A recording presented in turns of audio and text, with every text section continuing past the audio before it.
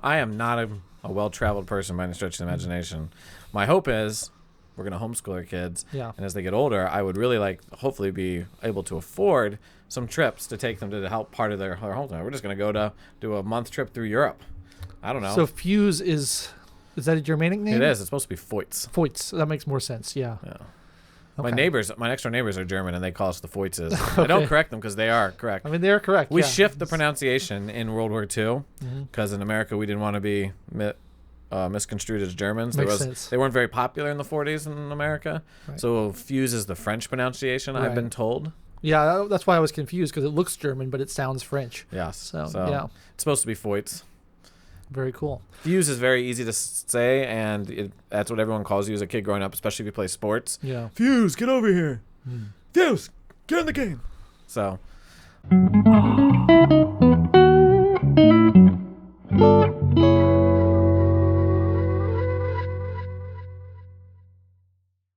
It sort of ties into what I wanted to talk about today is this idea that I've been thinking a lot about is the sort of the paradox of freedom, where Karl Popper talks about the paradox of freedom, but it's a little bit different, where sometimes people voluntarily surrender part of their freedom for responsibility or for something to serve a higher purpose or something bigger than themselves. And there's a couple ways in which you can do that, and I think it's an interesting there's interesting differences in the way, it's not black and white. It's very complex. And we used to have these debates in the hyper libertarian nerdy circles where they'd say is freedom totally insolvent, or can you sell yourself into slavery if you want to? And that was such an obscure debate that it doesn't have any relevance on real life at all. But you always talk about the difference between authority and control, or authority and government, and how authority is sort of voluntarily assented to. And it's something I was just putting some thought into and wanted to talk to you about today. Yeah, do you have any initial thoughts, or do you want me to expand upon kind of my ideas first? And then why don't you go first? Okay, yeah. So I don't know where I started contemplating that, but yeah, I would say right now, if you ask me about it, I believe there's a major difference between authority and power, where power is coercion. Power is a gun to your head, you must do X. Yeah. You have no choice to exit it, and it is antithetical to freedom. There's no such thing. Authority is something that restrains you, and restrains how you can act, but it is voluntary in a way. You can exit that authority at any time, but you voluntarily choose, or it's somehow over your life. And sometimes it can become oppressive. Yeah. So I will leave that caveat, which is interesting. We can get into that nerdy debate of where I actually think the state should come in. But so for me, types of authority is my job.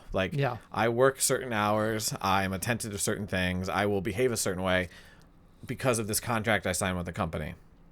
And because of that, I want them to pay me. I'm willing to surrender some of my freedom. Right. My marriage is an authority over me. Yeah. I am not going to sleep around. I am not going to see other women. I am committed solely to my wife. Now, I could exit that at any time.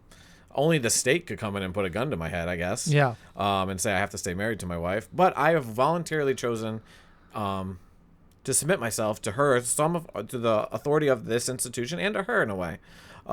She's an authority, so I've restricted my freedom. Yeah. But I would say the true definition of liberty is there must be restraint for you truly to have liberty. I would stand by that statement. Or there must be the option for restraint at least. Yes. I think there's some people who have this idea that anything that restricts your freedom is bad, and that you should always just be free to do whatever you want at any time and be completely libertine and all these things. And I never have agreed with that. And I agree with what you're saying about submitting voluntarily to authority. And the example I was thinking of when I was thinking about this last week was your family, because you have lots of children and you have a wife, and it means you can't do certain things that other people can do. We were talking about traveling to Europe and stuff, and it's going to be harder for you to travel the world than it would be for someone who's single, because it's going to be expensive and difficult to cart those children around. But that's a voluntary restriction on your freedom that you've imposed upon yourself because you value something else more.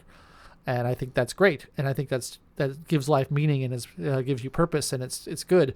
But then on the other hand, you have people who voluntarily surrender their freedom for less noble reasons, maybe to escape responsibility rather than to incur responsibility. So you voluntarily surrendered your freedom to incur responsibility, and as have I for my job as well. Is a good point.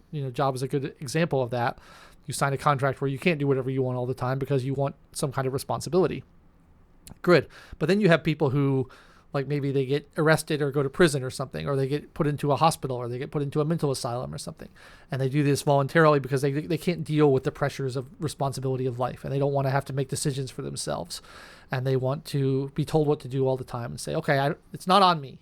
Whatever I do in a day, someone else decides that. I just do it, and I don't have to like have the stress of responsibility, because whatever happens is not my fault then. And that seems to be a very negative way of surrendering your freedom, a very unhealthy way of surrendering your freedom. And so I was trying to kind of reconcile those two things in my mind, of surrendering your freedom to gain more responsibility versus surrendering your freedom to escape responsibility. Yeah, that's a great thought. I'm trying to play with that quickly in my head, because I'm trying to associate it. I don't know if it's an appropriate association. So I think sometimes the licentious people like, I need to be free from everything. Yeah. Which is very Rousseauian if you read Rousseau. Rousseau is about stripping all Yeah. connections so you could just be free as an individual. And I think that is not freedom. So I do not like Rousseau. I don't like Rousseau either. Okay, good. I'm with you on that. So I think like if I just do drugs but I become addicted to them, you could say you're free. I'm freely doing drugs, sure, but you're now a slave to this addiction. But I'm trying to associate that with someone like, I'm like, all right, so I'm someone who wants to escape the world in a way, so I purposely commit a crime to get put in prison. I check myself into an insane asylum just because I want to sit in a bed all day. That person's not free in any sense. No. But they voluntarily surrendered it at the same time. Yeah, well, people. I want to clarify that a little bit, because people get mad at me when I say that. People are like, no one wants to go to prison. Nobody wants to be in a hospital. And I'm like, you see this all the time. Rational choice theory. Yeah, you see this all the time just in TV shows. Like, like in House, people voluntarily check themselves into the hospital because they can't deal with the pressure of their life. Yeah. Or in the Shawshank Redemption, the guy has been in prison for 40 years, and when he gets out, he can't deal with it because he's got too much responsibility and he doesn't know what to do. He's been used to being told what to do his whole life, and he has no way of coping with the freedom of it. So like that does happen all the time. And I know those are fictional examples, but fiction draws from life. Mm-hmm. And it definitely does happen. And I think it's a really bad thing. I think, you need to find a way to cope with the responsibilities in life and not just try to surrender them and say, someone else deal with that. I don't want to do it. Yeah. I think if you don't, again, not speaking from a sense of authority, this is life experience, my own thought, but I think if you don't have something to order your life towards. So in the example of Shawshank Redemption, he was stripped of everything involuntarily. Well, he committed a crime. He had to pay a price, obviously, but he was stripped of everything. And he ordered his life towards the prison system for 40-some years. And when it's something was just handed freedom, it's almost the same as a kid who's been in school his whole life. Go to school, go to college. And it's your first year out of college. And it's like, okay, go do it. And you're like, listen, you've told me what to do. It's the same thing. You're not sure what to order your life towards. So if you're absent of some higher something, whether that's, we in our last episode we talked about ideology, Catholicism, the difference principles, something to order towards. Almost, you're just floating in a wasteland of like a sea of like, you're not swimming anywhere. Yeah. You're wondering where the current might take you. I don't even know if that's freedom. Like, are you free if you're just floating in the ocean with nothing to order your life towards, like a direction? I don't know. Respond to that off the cusp. Yeah, you might be free, but you might, like, that might be freedom, but it's kind of a meaningless freedom because your freedom isn't being used for anything. That's a good way. Freedom isn't being employed to its maximal effect. And yeah, I think you do have to have some purpose. I think we got cut off last time by the camera before I was going to say, when I was in college, I was surrounded by all these rich kids for the first time. I was homeschooled my whole life. And when I got to college, it was my first time being in a school with other people. And I went to a pretty, high-end college. And all the people I was around were super rich and also very smart, very intelligent kids. And they were all miserable. They all hated their lives. They were all on antidepressants. They all saw psychiatrists. And it was because they had nothing to work towards. They could get good grades without trying, without having to study. They didn't have to work. They had been given every privilege growing up. They never had to wanted for anything. And they just were unhappy. And I was like, why are they unhappy? They have everything. And it's like, having everything doesn't make you happy. It's trying to work for something and achieve something and accomplish something, and then you can be proud of yourself. And that's what makes you happy. And that's what makes your life fulfilling and worthwhile. And it's hard to do that unless you restrict yourself in some way and say, well, I'm going to, Instead of just doing whatever I want all the time, I'm going to restrict myself to doing this specific thing until I master it or until I conquer it. And then when I conquer it, I'll feel good about it. And then I'll feel good about myself, I think. No, I agree with to have access to everything is never going to be fulfilling. I think it's a real kind of societal struggle we're dealing with right now because we have so much material wealth in America in the 21st century, and people don't see it. People are blind to it. You have people like AOC saying, I've never seen American prosperity in my life. And it's like, you've seen nothing but American prosperity in your life. That's all you've ever seen. And so you don't know the difference. And people are so unhappy. And it's because they're trying to figure out what to do with their lives. They're trying to figure out what to kind of purpose to achieve. And they haven't figured it out yet. A lot of people haven't. And it used to be that you could just say, well, I have to go work on the farm or else I'm going to starve to death. So there you go. It's tailor-made purpose for me. The pyramid, it's the hierarchy of needs. Yeah. Like you didn't have to think about it. You just said, well, if I don't do this, I'm going to die. So I better do this. And then you felt good about yourself for accomplishing it. And then it was there. But now you don't really have to worry about that. So you have to find something external to give your life purpose. And it's a lot harder to do for a lot of people. It's not hard for me. Like I have a ton of things that I want to do all the time that, give my life purpose. And so I never struggle with that. But a lot of people apparently struggle with that. I heard an interesting idea recently too, kind of along the lines of materialism. And I had never considered this or never even thought of this. I know I've always been interested with American history, and this is very... I'm going to drink some of this. Yeah, I'll pause that thought because it's been in my head. Go ahead while I pour. Materialism, but it has to do with the Cold War and us defeating the Soviet Union. And the hypothesis of this idea was let me take a step back. So communism, Sovietism, is a very materialistic philosophy. Yes. They firmly believe, like, if we can just solve this problem of disparity of material goods and everyone can get X amount utils, we'll achieve utopia. I mean, it's a scientific problem we have to solve. It'll be easy. And when we got into the Cold War, we decided to defeat the Soviets at their own game. Capitalism will crush Sovietism. We'll just be more efficient. We'll make giant grocery stores. We're going to produce better cars. We'll make more nuclear bombs. And we'll crush you. And we did. But we would beat them at their own game. We almost incorporated or imported their philosophy of it's materialism only to defeat them. Was this idea that I had heard. And we abandoned the rest of the human person. This is obviously a Catholic that I was listening to talk about this. So just show my confirmation bias there.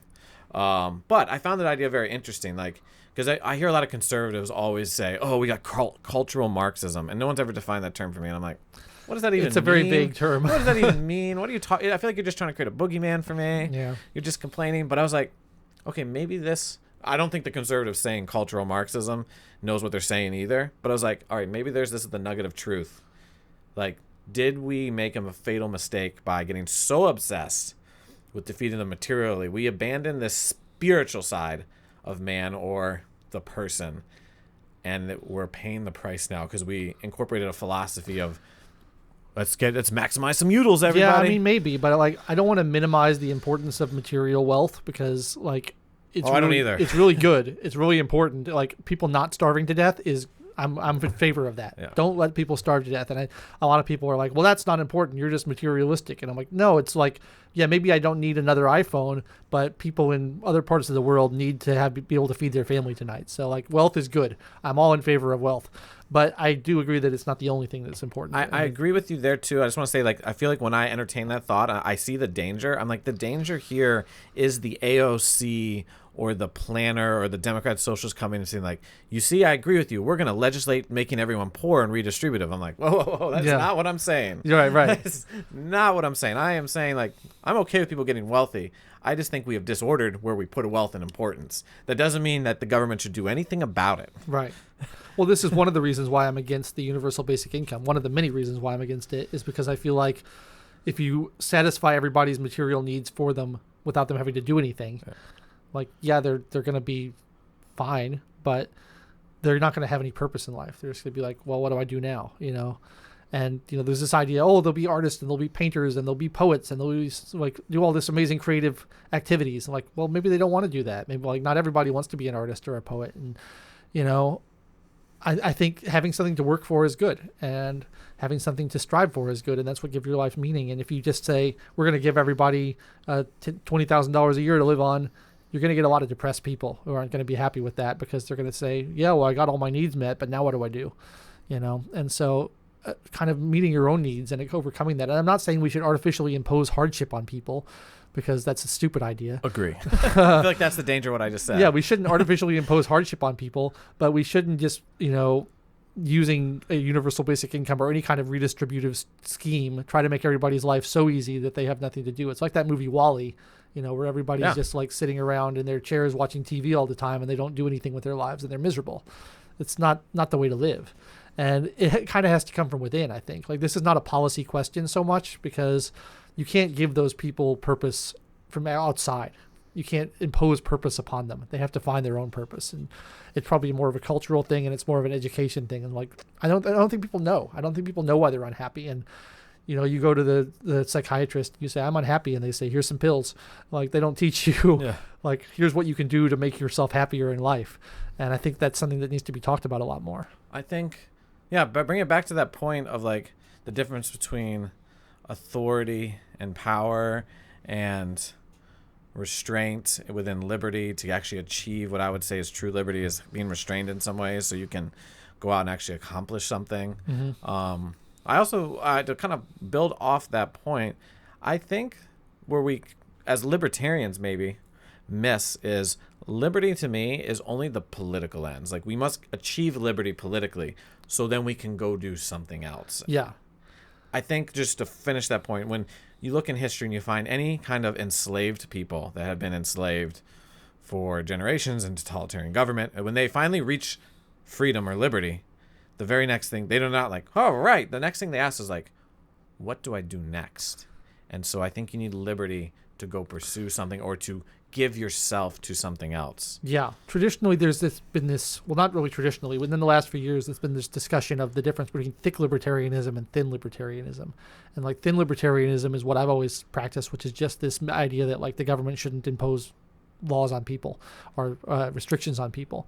And that's it. And everything else is left to yourself. Thick libertarianism is a more holistic philosophy, which encompasses a lot of the social justice things. And I'm not really, I don't really buy it. But I wanted to ask you this, because this is something I've been kind of toying around with in my mind for a little while. I'm very resistant and very uncomfortable with the idea of like manipulating people through any way. When I went to college, I read How to Win Friends and Influence People by Dale Carnegie, and a lot of people love that book. And it's famous. I really hate that book. And I know that's going to be unpopular because people think it's great, but I found it so insulting that he's like, here's how you can treat people in order to get them to do what you want them to do. And I'm like, well, you shouldn't be trying to get people to do what you want them to do. You should just treat people as an end in themselves and just be nice to people because it's the right thing to do. And like, he says, oh, if you remember people's names and call them by their names, then they'll think you care about them, and then you can get them to do what you want them to do. I'm like, well, you should just remember their names because it's nice. It's polite, like, not because you're trying to manipulate them into doing something you want to do. So I've been toying with this idea lately of what I'm calling like philosophical anarchy, which is not just political anarchy. It's more like communication anarchy, where like, I don't want to even try to persuade people of things that they don't want to be persuaded of. I don't want to manipulate people's thoughts in any way. I want them to think their own thoughts. And this is sort of radical, and I'm not really sure how I fall on it yet, because I've just started thinking about it. But I know I'm just always uncomfortable with the idea of trying to like pressure people or bully people or manipulate people into thinking certain thoughts that I want them to think. Because I think they should think their own thoughts. What do you think about that? So what I'm hearing is, when you read the book How to Influence People, I've actually never read it. Full disclosure, I've been talked about it plenty of times. I feel like I know like the points is, you don't think there's anything wrong with what he's proposing. Like, you should call people by their name. You should do this. That's great, but it's his intentions. Right. I'm doing that because I want them to do what I want. It's a very selfish, like, what's in it for me kind of philosophy. To me, I mean, maybe I'm reading the book wrong, and a lot of people disagree with me on You're this. probably not, actually. But to me, it felt like it's all about me. Yeah. It's all about what can I get people to do for me, and how can I trick them into doing what I want them to do for me. Not necessarily trick them, but how can I get them to do what I want for me using a series of techniques. And you see this stuff with like pickup artists on YouTube and stuff all the time. They're like, here's how to get women to like you. Here's how to pick up chicks. Here's how to make friends. And you're here's lying to the woman to make her Yeah, fall exactly. in love with, And it's being dishonest in a certain way. And it's not only being dishonest, it's trying to like, there's this Immanuel Kant idea called the categorical imperative, which is the idea of treating people as ends in themselves, not treating people as means to an ends. And that always really spoke to me, because I don't think you should just say, you're here to serve my will. You're here to do the thing that I need you to do to make my life better. It's like, well, they're an independent person with their own thoughts and feelings and dreams and stuff. And I don't want to impose upon that. Even though I'd like you to agree with me, I'd like you all to be libertarians like me, I don't really want to impose my values and my thoughts on them. Yeah. To what you had just said also about the philosophical anarchism, I think that's an interesting idea. I'm not sure I fully agree with it, but I'm actually on the same, I think we're traveling in the same direction again here. Yeah. I feel, again, you're just working through it, so I don't want to accuse you of anything. I think intellectual pacifism was another term I was toying with. It's Because- like pacifism is you don't engage in any physical aggression against people. Intellectual pacifism is you don't engage in any intellectual aggression against people.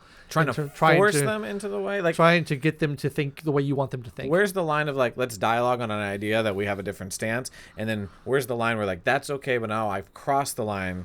To me, it's what they want to get out of it. If someone comes to me and asks me a question, and they're like, "Hey, I want to know what you think about this," great. I'll tell them what I think about it, and I'll say why I think that. But if I'm going to you and I'm saying you're wrong, here's why you're wrong, here's what you need to think. You need to think like me, and here's why.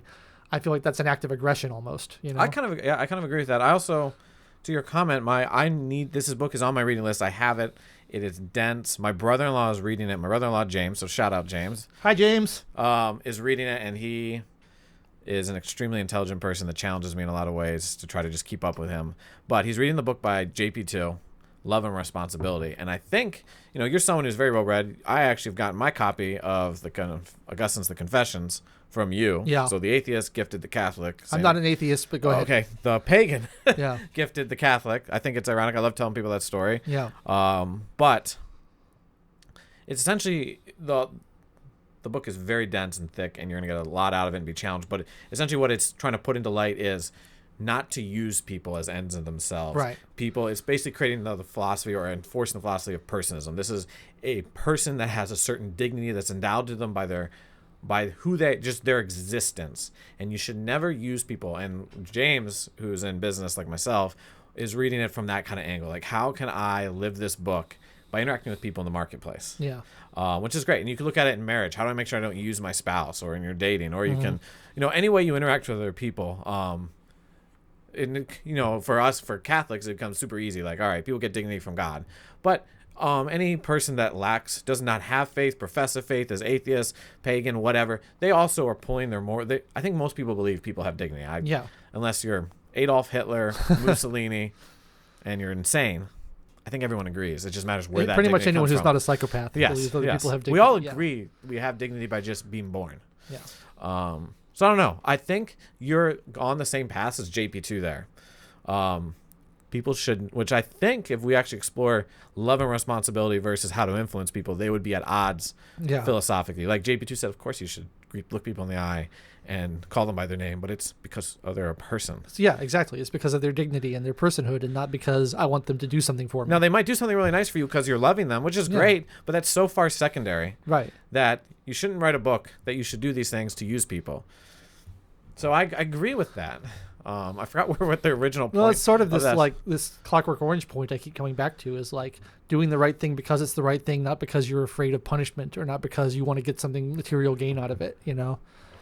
I don't know. No, there's also, not to get too religious, Catherine of Siena, who is a doctor of the Catholic Church, Saint Catherine of Siena. She had like 3 tiers. Why'd you put quotes around doctor? Because she's a woman? No, because it doesn't mean what people think it's going to mean, doctor of the church. It means your writings were so influential on Catholic teaching. We give you the title doc. She had no degree. Okay.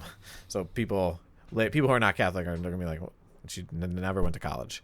But she had 3 tiers of spirituality. And like tier 1, she described as like kissing the feet of Christ. You're religious because you fear hell. Yeah. Which is fine. You could get to heaven, but that's kind of It's like the lowest tier. You don't. Yeah, really I've want always that. had a problem with that. You don't want. because She's like, to you me, don't want that. It's enough, but you should never aspire to that. Yeah, I mean, being, behaving in a certain way or being good because you fear punishment is not. I don't think that's anything. Yeah, I don't have. She a would agree with that you. at all. She'd be like, that's fine in the sense that it'll work. Mm-hmm. You'll achieve salvation, but that shouldn't be your motivation. Then she's like, there's hugging of Christ. And then the final was like kissing Christ on the lips. And I've not dived into enough. I once talked to a priest about it. He's like, you don't want to kiss Christ on the lips. That's like martyrdom. I was like, the middle one's pretty good. You start toying with that higher one, you're going to get martyred. Leviticus wouldn't approve. Yeah. I'm a little insulted. I feel like I should be insulted. Yeah, probably. No, but to your point of like just doing things to avoid punishment. Yeah. It's like even the Catholic, one of our most revered thinkers would agree with you. I mean, this is the way psychopaths think, right? They're like, I'm going to do this because I don't want to get the consequences. I don't want to be punished. Or I'm going to do this because I want that person to do something for me. And it's all calculated, and it's all with an end goal in mind. And none of it is because of your own conscience telling you what to do, or because of God telling you what to do, or because of just feeling like it's the right thing to do. It's all calculated to get a result. And I really have a problem with that. And I really have a problem with manipulating people. Yeah. One of my things I hate most in life is the manipulative personality. People who are like, I'm gonna twist you and trick you and deceive you and to get you to do what I want. And I just think it's awful. So you think like was that famous paper, Libertarian nudging? Yes. God, who wrote that? You hate that. So yes, exactly. That's a great point. This libertarian paternalism of Cass Sunstein, the nudge. I've read it before. I read it years ago. I've had lots of arguments with other libertarians about this, and I think it's really evil. I really have a problem with it. And a lot of people think it's okay. They're like, well, yeah, but if you can get your friends to do the right thing that's better for them, then that's good because you're helping them. And I'm like, no, because you're doing it. You're kind of doing it against their will. You're kind of taking your will and supplanting it for their will. Yeah. And I'm not a fan of that. I want to bring in for one of our soon-to-be guests, John Schwepp, who is the Director of Policy for the American Principles Project. Does he have on the ginger ale company? No. It's disappointing because then he could be a donor. But he's a big advocate of this common good conservatism. And they are, if you really dive into like what they're advocating for, they really believe the government can nudge people to be more moral. And he's agreed to come on the show and discuss this common good conservatism, capitalism. We can dialogue. He's a very smart, open person, but I disagree with him adamantly. Yeah. He's a good Twitter follow because he's very active and he'll debate you. I mean, it ultimately comes from my belief that change only comes from within. Like the only thing that can really make anyone change is like people say people don't change, and I think people do change. But the only thing that can make someone change is for them to decide that they're going to change and do it within. And the idea that you're going to change people through anything, through education, through political indoctrination, through religious intimidation, through anything, like it's not going to work. Yeah. You can't change people unless they want to change. And like you see this all the time with like addicts or people who are criminals and things like that. And people are saying, we're going to fix you. We're going to make you right. And you can't do it. You can't force them to change unless they want to. And I think that's where this all comes down to is, the good and the moral and, having the right ideas, even having good ideas. It has to come from within. You can't hand someone a book and say, believe this, unless they're in a place where they're ready and willing to believe it. I agree. A lot of it's through your philosophical anarchism. Like, I think that plays into my faith. Like, I don't go out and really apostatize. I don't get up on a street corner and start screaming why you should be Catholic. Yeah. I hope just living, people say like, wow, he's committed to something a little different. I'm sure I fail at it all the time and am terrible at it, but my goal is that just how I conduct myself, how I love my wife, how I raise my children, how I interact with people in society is an example of what I truly believe. And I know I fall short of it all the time, but that is what I shoot for. I think that's good. So, I think you do a good job, Mike. So thank you. I appreciate the vote of confidence. Yeah. But back to authoritarian, authority versus power. I really do. My synopsis is I think libertarians, a lot of them come to libertarianism for licentiousness, a way to justify I can do whatever I want. But I don't believe that's true liberty. I believe you have to you have to restrain yourself. You have to voluntarily commit to something higher. Yeah. Whatever that is, you got to figure that out. I'm willing to argue what I think it is, but I think if you only come here to do whatever you want, you're not truly free yet. Agreed. Let's drink to that. Cheers, sir. Good talk. Good talk.